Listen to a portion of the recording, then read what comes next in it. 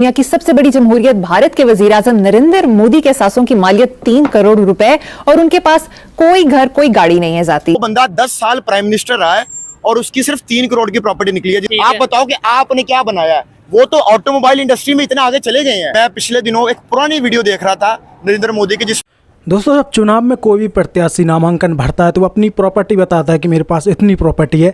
ऐसा ही मोदी जी ने भी अपना नामांकन भरा और बताया कि उनके पास कितनी प्रॉपर्टी है। जैसा ही दोस्तों ये सब जानकारी बाहर आई तो इंडिया में तो ज़्यादा कुछ हमें सुनने को नहीं मिला, लेकिन मोदी जी की संपत्ति जो है वो पाकिस्तान में बहुत ज़्यादा वायरल चल रही है। पाकिस्तानी लोग इस पर बहुत ज़्यादा बात कर रहे हैं और कारण ये है कि भाई मोदी जी 10 साल से इंडिया के इतने बड़े देश के प्रधानमंत्री हैं, उनकी संपत्ति इतनी कम है। और दूसरी तरफ पाकिस्तान में दोस्तों 4-5 साल सरकार चलती है किसी की, वो 4-5 साल में वहाँ से सब कुछ लूट के दुबई में और बाहर के देशों में अपने बंगले खड़े कर लेता है। इसलिए दोस्तों पाकिस्तानी बहुत ज़्यादा गुस्सा है उनके नेताओं से और मोदी जी की भर भर के तारीफ़ कर रहे हैं। तो आप लोग भी वीडियो देखिए और वीडियो देखकर एंटरटेन होइए। चलिए दोस्तों बढ़ते हैं वीडियो की तरफ और फिर मिलते हैं वीडियो के एंड में। बहुत बड़ी स्टेटमेंट दूंगा कि पाकिस्तान इंडिया के करीब अगले 100 साल तक नहीं आ सकता। और अब ये जो मैंने स्टेटमेंट दी है इसका मैं जवाब भी दूंगा। और इसके साथ आप जो पहले भी आपने हजारों वीडियोस बनाई हैं और भी यूट्यूबर्स बनाते होंगे, लेकिन ये कंपैरिजन करना काइंडली बंद कर दें। अब ये बात बहुत आगे निकल चुकी हुई है और ये बात क्यों आगे निकली है ये मैं आपको आगे समझाने की कोशिश करूंगा। ठीक हो गया। 100 साल तक आप कोई कंपैरिजन नहीं कर सकते इंडिया के नहीं दिलशाद भाई, इधर मैं ये कहना चाहूंगा, चले कंपैरिजन 100 साल नहीं, अगर हम 76 साल उनकी एज, मतलब ये कि 76 साल से उन्होंने दोबारा से स्टार्ट किया। वैसे तो हिंदुस्तान बड़ा पुराना है, लेकिन as a India as a country 76 साल, हमें भी 76 साल हुए। अगर हम अगले 76 साल फुल मेहनत करें तो क्या आपको नहीं लगता कहीं ना कहीं मुकाबला? जी हम उनके करीब नहीं आ सकते, क्योंकि अगर देखें, अगर तो हमने लोगों को हमको की जन्नत में रखना है तो वो एक अलग बात है, लेकिन रियलिटी ये है। अब रियलिटी इस तरह क्यों है? अब आप देखेंगे जो रिसेंटली आपने बताया कि यूएई ने जो है वो इधर 10 बिलियन का अनाउंस किया और उधर 100 बिलियन, और हमारे यहाँ पे तो सिर्फ अनाउंस हुआ है। अब इसको पता नहीं अमली जमा पहनाया जाता है कि ये नहीं पहनाया जाता, क्योंकि उतनी देर तक हो सकता है हमारी हुकूमत ही खत्म हो जाए, ये भी कोई गारंटी नहीं है। अब आप देखें उनके पॉलिटिशियंस, हमारे पॉलिटिशियंस, उनके लीडर्स और हमारे लीडर्स, ठीक है। एक बहुत सीनियर जर्नलिस्ट है पाकिस्तान के हसन निसार साहब। हाँ बिल्कुल, बहुत अग्रेसिव नेचर के है और मैं खुद अग्रेसिव नेचर का हूँ, इसलिए मैं उनको पसंद करता हूँ। ठीक है। उन्होंने कहा है कि जो Indian prime minister Narendra Modi है उसकी सिर्फ 3 करोड़ की प्रॉपर्टी निकली है। ऐसे ही है, ये मैंने भी वो स्टेटमेंट एक क्लिप देखा था। जी आप लगा भी दीजिएगा। अब देखें कि वो बंदा 10 साल प्राइम मिनिस्टर रहा है और उसकी सिर्फ 3 करोड़ की प्रॉपर्टी निकली है, जिसमें उसका कोई जाती घर नहीं है, जिसमें उसका कोई जाती बिजनेस नहीं है और कोई जाती गाड़ी नहीं है। ठीक है। हमारे प्राइम मिनिस्टर की तरफ आ जाए। हमारा प्राइम मिनिस्टर अभी जो प्राइम मिनिस्टर है उसका आप शुगर स्कैंडल देख लें, रमजान शुगर मिल देख लें, आपको ऐसे हजारों स्कैंडल मिल जाएंगे। इसमें आपको नजर आएगा कि वो हमारे कंट्री के साथ, अपने मुल्क के साथ कितने को लॉयल हैं। ऐसे ही है, लंदन के फ्लैट्स देख लें और फिर अभी दुबई लीक्स, उससे पहले दुबई लीक्स हुआ, पनामा लीक्स हुआ। पनामा लीक्स के अंदर हमारा जो 3 दफा प्राइम मिनिस्टर रह चुका हुआ है उसके बेटे जो हैं वो अरबों रुपए की जायदाद के मालिक हैं, अरबों डॉलर्स की जायदाद के मालिक हैं। और जो इंडिया का प्राइम मिनिस्टर जिसने 10 साल का टेन्योर पूरा कर लिया हुआ है उसके पास 3 करोड़ की प्रॉपर्टी है। आप खुद हिसाब लगा सकते हैं कि हमारी प्रायोरिटीज कहाँ पे जा रही है और उनकी प्रायोरिटीज कहाँ पे जा रही है। दिलशाद भाई ये तो हुई पॉलिटिशियंस की बात। इंडिविजुअल्स की अगर बात करते हैं, मतलब ये मैं कुछ दिनों से या कुछ महीनों से नोट कर रहा हूँ, जब पब्लिक से बात करते हैं बड़ी सफाई से हम हर चीज पॉलिटिशियन पे डाल के अपने हाथ झाड़ के और घर चले जाते हैं कि भाई अगर पाकिस्तान इस हालत में है वो प्राइम मिनिस्टर की वजह से है, इस हालत में है वो गवर्नमेंट की वजह से है। मैं ये समझता हूँ क्या वो प्राइम मिनिस्टर किसी दूसरे कंट्री से आता है या वो डायरेक्ट ऊपर से आता है? देखिए सबसे पहले तो ये बात है कि इसमें सिर्फ पॉलिटिशियंस को हम जो है ना वो कसूरवार नहीं समझते, इसमें हमारी आवाम भी खुद कसूरवार है। पाकिस्तान के अंदर अगर कोई गलत काम होता है हमारी आवाम कितनी सड़कों पे आती है, ठीक है, और अगर आ भी जाए तो उनको अंदर भेज दिया जाता है। क्या आपको लगता है कि आपको आज़ादी प्लेट में बैठे बैठे मिल जाएगी? ठीक है, कभी भी नहीं मिलेगी। जब तक आप अपने राइट्स के लिए बाहर नहीं निकलेंगे आपको ऐसे ही जलील होना पड़ेगा। ठीक हो गया। आप मुझे एक ऐसा सीरियस इशू बताएं जिसके ऊपर पाकिस्तान में हुआ और आवाम सड़कों पे आके बाहर आके एहतजाज करे। कश्मीर में जो इशू हुआ, फिर उनकी बिजली के बिल भी सस्ते कम किए गए, उनको आटे को गंदम में आटे में भी कीमतों में कमी। और हमारे यहाँ एहतजाज का हमारे यहाँ एहतजाज का मतलब ये है कि आप सड़कें तोड़ दो, आप ये तोड़ दो, ये काम नहीं करना होता। पीसफुल एहतजाज करें, अपना एहतजाज रिकॉर्ड करवाएं, और जब तक आप अपने ऊपर जुल्म सहते रहेंगे ये गवर्नमेंट्स भी आपके ऊपर जुल्म करती रहेंगी और ये लीडर्स भी करते रहेंगे। ठीक होगी। आबादी बढ़ी है, उनकी मार्केट बढ़ी है, जिस वजह से मुकाबला नहीं बनता। आप मुझे बताएं क्या यही रीजन है सिर्फ? इसके अलावा लॉयल्टी, इसके अलावा अगर हम बाहर जाके क्या कर रहे हैं वो क्या कर पाकिस्तान दुनिया के 6ठे नंबर पे सबसे बड़ी आबादी है। ठीक है। तो अगर आबादी का आज देखा जाए तो आबादी का आज हमारे पास भी है, और ये कोई दलील नहीं है कि वहाँ पे बड़ी मार्केट है। ठीक है, तो बड़ी मार्केट के साथ बड़े मसाइल भी हैं ना। हाँ, ये चीज ठीक है। आप ये देखें कि हमारे यहाँ तो एक मजहब ज्यादा पाया जाता है, वहाँ पे कई मजाहिब पाई जाती हैं। ठीक है। तो वो उनको भी तो कंट्रोल कर रहे हैं ना, उनके कल्चर्स डिफरेंट है, वो उनको भी कंट्रोल कर रहे हैं। हमारे पास तो एक सरगोदा में पिछले दिनों उन्होंने वो एक क्रिश्चियन को जो है वो मार दिया मजहब के नाम के ऊपर। पहले वो इन्होंने जड़ावाला के अंदर जो उन्होंने क्रिश्चियंस के साथ किया है, ये कराची में भी कराची में इनके साथ क्या किया है। सबसे पहले आप मजहबी मुनाफरत तो खत्म करें, जो कि आपने पाकिस्तान को आग में झोंक दिया हुआ है। ठीक है। वहाँ पे आपको कोई वाकया सुनने को मिलता है, बहुत रेयर मिलता होगा। ठीक है, अगर उनके यहाँ बड़ी आबादी है तो उन्होंने उस उसको हैंडल भी किया हुआ है। नहीं, ये यहाँ पे देखें, हमें बिल्कुल अनबाइस्ड रह के बात करनी चाहिए। वहाँ पे भी इशू होते होंगे।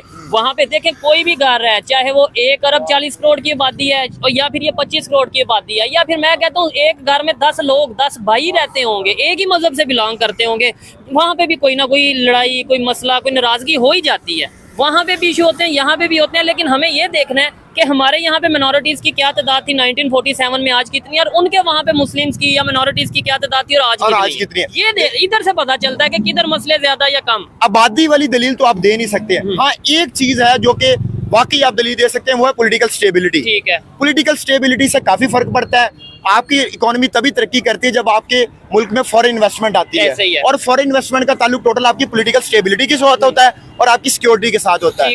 और ये दोनों चीजें जब आप बाहर के इन्वेस्टर के लिए एक साजगार माहौल पैदा करेंगे, एक ऐसा माहौल पैदा करेंगे जिसमें वो सेफ फील करेंगे, तभी आपके मुल्क में जो है वो फॉरेन इन्वेस्टमेंट आएगी। और उसका ताल्लुक आपकी डायरेक्ट गवर्नमेंट के साथ होता है और आपके लीडर्स के साथ होता है कि वो आपकी गवर्नमेंट के साथ और आपके अपने मुल्क के साथ वो कितने लॉयल होते हैं। अब हमारे ये हिसाब लगा ले कि हमारे प्राइम मिनिस्टर जो थे वो लाहौर से मरी जो है हेलीकॉप्टर पे बिरयानी ट्रांसफर करके जाते थे। लाहौर से हेलीकॉप्टर पे जा रही है बिरयानी प्राइम मिनिस्टर के लिए। ये हमारे प्राइम मिनिस्टर्स का हाल है। ठीक है। और उधर एक गुलजारी लाल नंदा, वो एक प्राइम मिनिस्टर गुजरा इंडिया के अंदर जवाहरलाल नेहरू के बाद। वो जो बंदा था उसके पास किराए का मकान था और उसके पास किराया देने के लिए भी पैसे नहीं थे। और इस तरह का एक कैरेक्टर पाकिस्तान के अंदर भी थे, प्राइम मिनिस्टर मलिक महराज खालिद। ठीक है, वो भी इस तरह के थे, लेकिन पाकिस्तान में बहुत कम है। आप हमारे यहाँ 2-3 बड़ी फैमिलीज जो है वो गवर्नमेंट कर रही हैं, जैसे भुट्टो फैमिली है, शरीफ फैमिली है। अब मुझे बताएं, भुट्टो फैमिली और शरीफ फैमिली लुई विटॉन के बैग पकड़े होते हैं उन्होंने। ठीक है, 3-3 करोड़ रुपए की उनकी गाड़ियों को टायर चेंज हो रहे होते हैं।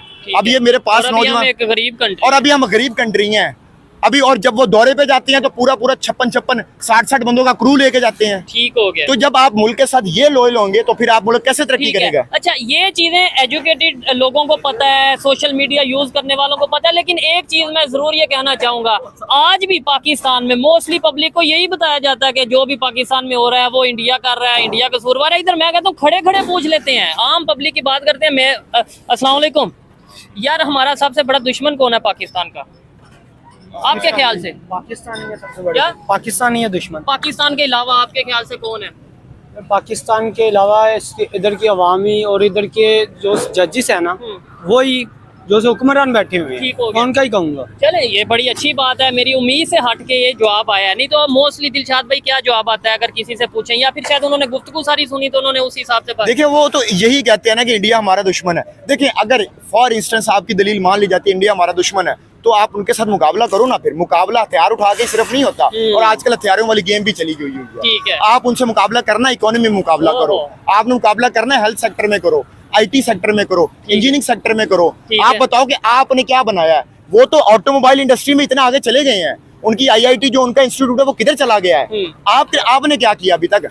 आपने लोगों को तरीके बताए हैं करप्शन करने के, और बाहर के मुल्क में प्रॉपर एक सब्जेक्ट है जिसमें बताया जाता है, और हमारे पॉलिटिकल लीडर्स को कोट किया जाता है कि करप्शन के एग्जांपल्स ये हैं। और ये बात मैं विद रेफरेंस कर रहा हूँ। ठीक है, तो आप बाहर की यूनिवर्सिटीज में बकायदा हमारे यहाँ के जो मिनिस्टर्स या पॉलिटिशियंस होते हैं उनका नाम वहाँ पे बुक्स में या उनके सिलेबस में होता है कि यार ये एग्जांपल है करप्शन की। जी, और हमारे यहाँ जो सेकंड बड़ी पॉलिटिकल पार्टी है उसको मिस्टर 10% के नाम से जाना जाता है। और जब आपके पॉलिटिकल लीडर्स का ये हाल होगा तो आप क्या सोचते हैं कि क्या तरक्की करेगा ये मुल्क। हमारे यहाँ ये देखें, पिछले हमारे यहाँ तो जमहूरियत तो शुरू से नहीं है, डेमोक्रेसी हमारे पास शुरू से नहीं है। यहाँ पे पॉलिटिकल पार्टीज के अंदर भी डिक्टेटरशिप है, और वैसे भी हमने डिक्टेटरशिप झेली है। आपके नाम के साथ अगर भुट्टो लगता है तो आप सिंध आपका है, और अगर आपके नाम के साथ मियाँ लगता है तो आप पंजाब के अंदर हुकूमत कर सकते हैं। ठीक है, उनके ही बच्चे आगे से हुकूमत करते हैं, उनके ही बच्चे। अब ये तीसरी नस्ल है, पहले जुल्फकार अली भुट्टो ने हुकूमत की, फिर बेनजीर भुट्टो ने की, अब बिलावल भुट्टो कर रहा है। ठीक हो गया। ठीक है। अच्छा। अब 3 नस्लों से आप जो है ना वो एक ही डगर पे चल रहे हैं। दिलशाद भाई, मेरी जो ओपिनियन है, देखने वाले इसके ऊपर कमेंट जरूर, मेरी ऑब्जर्वेशन है कि जब तक पाकिस्तान का सिलेबस, पाकिस्तान की टेक्स्ट बुक, पाकिस्तान का एजुकेशन सिस्टम नहीं बेहतर होगा, तब तक चाहे हमें लीडर अच्छा मिल जाए, तब तक चाहे हमें कुछ भी हो जाए, कितनी भी फॉरेन इन्वेस्टमेंट आ जाए, तब तक चेंज नहीं आ सकता। वक्ती तौर पे हमारी शायद हालत बेहतर हो जाए, लेकिन परमानेंटली चेंज तभी आएगा जब हमारी सोच, यानी कि हमारा टेक्स्ट बुक, हमारा सिलेबस, हमारा एजुकेशन सिस्टम सबसे पहले तो आप अवेयरनेस आएगी ना आवाम में, तो उसके बाद ही आप आगे किसी एक तरफ लेके जाएंगे ना मामला। और अगर किसी कौम को तबाह करना हो ना, तो आप उसकी जो इखलाकी जिम्मेदारी है वो तबाह कर दे, तो वो कौम तबाह हो जाती। कभी कोई कौम पैसों से तबाह नहीं हुई, कि उसके पास पैसे नहीं थे तो वो तबाह हो गई। अब ये जब इन्होंने बम फेंके थे हिरोशिमा और नागासाकी के ऊपर, क्या हालात थे उनके, खड़े हो गए ना दोबारा, तो खड़े दोबारा हर कौम में हो जाती हैं, लेकिन उस कौम के अंदर इखलाकी पस्ती नहीं होनी चाहिए। ठीक हो गया। इसलिए इनको बाहर निकलना पड़ेगा, अपने हक के लिए बाहर निकले। और जब तक आप लोगों को आपका हक ना मिले तब तक घरों में ना बैठे। दिलशाद भाई, थोड़े से अल्फाज को बेहतर करने की मेरे ख्याल से जरूरत है। उसकी रीजन पता है क्या? देखने वाले, जाहिर बात है, लेट्स सपोज मैं इस चीज को समझता हूँ कि आप किस दिल से, किस मूड से, किस नीयत से बात कर रहे हैं, लेकिन देखने वाला कहेगा यार एक साइड पे इंडिया की तारीफ कर रहा है, देखो जी वो ऐसे और साथ ही पाकिस्तानियों को जूते पड़ेंगे। अगर आप मेरे साथ फिल्मों की बातें करेंगे, मेरे साथ ड्रामों की बातें करेंगे, तो शायद मैं आपसे बहुत खुशगवार मूड में बात करूंगा, लेकिन जब मेरे मुल्क के हालात डिस्कस करेंगे तो फिर मेरी यही जुबान होगी और फिर मैं इसी लहजे में बात कर सकता हूँ। वैसे मैं बहुत खुश मिजाज आदमी हूँ, आप किसी और टॉपिक में मेरे साथ गुफ्तगू कर ले, किसी और रख ले, लेकिन जब मैं अपने मुल्क के बच्चों को देखता हूँ कि वो बैचलर्स और मास्टर्स की डिग्रियां हाथ में लेके फिर रहे होते हैं और 20-20 हजार रुपए की नौकरियां उनको मिल रही, तो कहीं को 20 हजार की भी नहीं मिल रही होती, तो मुझे इन पे गुस्सा आता है। ठीक हो गया। अच्छा, खुशगवार, मतलब मैं ये समझता हूँ कि जिस तरीके से ये इमोशनल हो के या सख्त बात कर रहे हैं, नो डाउट कहीं ना कहीं रियलिटी, बल्कि काफी हद तक रियलिटी है, लेकिन थोड़ा सा लाइटर मूड में आते हैं। वर्ल्ड कप शुरू हो रहा है और पाकिस्तान टीम की इस टाइम जो परफॉर्मेंस है, या इस टाइम आप कह लें कि भाई किस कंडीशन में है, किस लेवल पे है। आपने फिर वो टॉपिक छोड़ दिया जो गुस्से वाला है। पाकिस्तान की टीम की हालात देख लें कि पाकिस्तान ने कल 187 इनसे चेज नहीं हुआ, इसमें फखर जमान ने सिर्फ अच्छी बैटिंग की है। ठीक है। उसमें भी हम जो है वो अग्रेसिव नहीं हो रहे, ठीक है, हम डिफेंसिव क्रिकेट खेल रहे हैं। और इसमें देखें, बाबर आजम को हमने दोबारा कप्तान बनाया, मेरे ख्याल में ये गलत डिसीजन था। अभी हमने शाहीन अफरीदी को कप्तानी से क्यों हटाया? एक जेन्युइन सवाल बनता है ना कि 5 या 6 मैचेस मुश्किल से उसने कैप्टनसी की है, ठीक है, मेरा ख्याल है उसको कैरी ऑन करना चाहिए था। और अगर उसको कैरी ऑन ही, तो मोहम्मद रिजवान जो था वो एक अच्छी ऑप्शन थी एज ए कैप्टन, क्योंकि हमने PSL के अंदर उनकी परफॉर्मेंस देखी है, मुल्तान सुल्तान्स की तरफ से उन्होंने बहुत आगे लेके चले। असल में ना आजकल की जो क्रिकेट है वो बड़ी डिफेंसिव क्रिकेट नहीं है, एग्रेसिव क्रिकेट है, और एग्रेसिव कप्तान ही कामयाब है। ठीक है। अब देखिए, बाबर आजम जो है वो नो डाउट एक अच्छा बैट्समैन है, ठीक है, इसमें कोई शक नहीं है, लेकिन उसकी वो जो अप्रोच है वो अभी भी डिफेंसिव है। जैसे कि उन्होंने खुद पिछले वर्ल्ड कप में भी बयान दिया है कि 40 ओवर तक हमने रोक के खेलना, उसके बाद आखिरी 10 ओवर में जो है वो अटैक करेंगे। अच्छा, इधर वर्ल्ड कप के लिए 3 फेवरेट टीम कौन सी है आपकी? इसके ऊपर मैं आपसे जवाब लूंगा, लेकिन एक बड़ी जरूरी बात मेरे माइंड में आई है। कुछ लोगों को ऐसा लगता है कि भाई इंडिया से व्यूज या ये लोग देखते इसलिए हैं कि भाई पाकिस्तान को क्रिटिसाइज किया जाता है, इंडिया की तारीफ की जाती है, अप्रिशिएट किया जाता है, इसलिए इंडिया वाले देखते हैं। मैं किसी दूसरे को नहीं जानता, लेकिन अपनी ऑडियंस पे, मुझे अपने देखने वालों पे फख्र है, जिनसे मैंने बात की, जिनसे खासतौर पे मैं UAE में जाके, दुबई हो या अबू धाबी हो, जहाँ पे भी जाके मिला, मैं कसम उठाने को तैयार हूँ कि जितने भी इंडियन से मिला 99% ने यही बोला कि भाई हम चाहते हैं पाकिस्तान आगे जाए। और आपकी वीडियो देख के ऐसा लगता है कि भाई जैसे नौजवान या यूथ उठ रहे हैं, बात कर रहे हैं, कोई बेहतरी आएगी। मतलब ये जो इस मसले पे मैं भी बात करना चाहूंगा, मुझे भी बहुत सारी चीजें ये सुनने को मिलती हैं कि भाई ये सिर्फ इंडिया की तारीफ करो, व्यूज ले लो। हाँ, इंडिया की तारीफ करके व्यूज लेते हैं और पैसे कमाते हैं। मेरी बात सुने, सबसे पहले तो मेरे साथ कोई भी बंदा जो कि पाकिस्तान में कहता है कि पाकिस्तान इंडिया से ज्यादा तरक्की कर रहा है या इस शोबे में आगे है, इस डिपार्टमेंट में आगे, वो आए, हम उनको वेलकम करते हैं, हमारे साथ बैठे आके बात कर लें। और अगर वो हमसे बात में जीत जाते हैं, डिबेट जीत जाते हैं, तो हमें खुशी भी होगी। तो लॉजिक अगर वो बात करते हैं और वो साबित कर देते हैं कि पाकिस्तान आगे, मैं तो एज ए पाकिस्तानी मैं कहूंगा, मैं तो ओपनली कहता हूं, मैं खुश होऊंगा कि हाँ भाई हम किसी कंट्री से आगे। भाई अगर मुझे गुस्सा आता है या हम अग्रेसिव होते हैं पाकिस्तान के हालात को देख के, तो भाई हम पाकिस्तानी है ना, ये चीज हमारे बच्चों ने यहाँ पे कल को जिंदगी गुजारनी है, हमारे माँ बाप यहाँ पे जिंदगी गुजारनी, हमारा पाकिस्तान घर है, ठीक है, हमने यहाँ पे जिंदगी गुजारनी है पूरी। अगर हमारे मुल्क के हालात ये होंगे कि हम सड़क पे बाहर निकलेंगे सेफ फील नहीं करेंगे, हमारी बच्चियां सड़कों पे निकलेंगी वो सेफ फील नहीं करेंगी, तो हम अपने घर में कैसे गुजारा कर सकते हैं? इसलिए हम जज्बातियों के कहते हैं और अपनी जो हुक्मरान है उनको थोड़ा सा जोड़ने की कोशिश करते हैं कि होश के नाखून लें। और हमारे आपने तो हुकूमत करके बाहर चले जाना है, आपके बच्चे भी बाहर सेटल्ड हैं, आपके पास प्रॉपर्टीज भी हैं बाहर, हमारे बच्चे यहाँ पे हैं, हमने यहाँ पे तालीम हासिल करनी है और हमने यहाँ पे जिंदगी गुजारनी है। ठीक है। खुदारा इस मसले को बेहतर करें और पाकिस्तान को उस जगह पे लेके चले जहाँ पे हमने पाकिस्तान इस मकसद के लिए नहीं बनाया था कि आप आए, करप्शन करें और बाहर चले जाएं। ठीक है। पाकिस्तान को एक फलाही रियासत बनाना था। अच्छा क्योंकि दिलशाद भाई, मुस्लिम उम्मा वाला कंसेप्ट किधर गया? 57-58 कंट्रीज हैं, इस्लामिक कंट्रीज हैं, OIC भी बना है, मतलब ये सब की यूनिटी भी देखने को आती है। लेकिन पाकिस्तान इतने टाइम से मुश्किल वक्त में है, हमें कभी चाइना सपोर्ट करता है, ज़्यादातर चाइना, या कभी हमें IMF के पास जाना पड़ता है, या कभी हमें UAE या सऊदीया थोड़ी बहुत हेल्प करता है। 57 कंट्रीज अगर मिल के 10-10 बिलियन डॉलर भी हमें देते हैं, वो भी सिर्फ ये नहीं कि दे दिया, मतलब थोड़ा सा हेल्प करने के लिए वक्ती तौर पे कर्जा ही देते हैं। आपको नहीं लगता कि हम अपने कर्जे भी उतार देंगे और थोड़ा बहुत स्टेबल भी हो जाएंगे? देखिए, आप जितने कर्जे लेते जाएंगे आप कर्जों के नीचे दबते जाएंगे।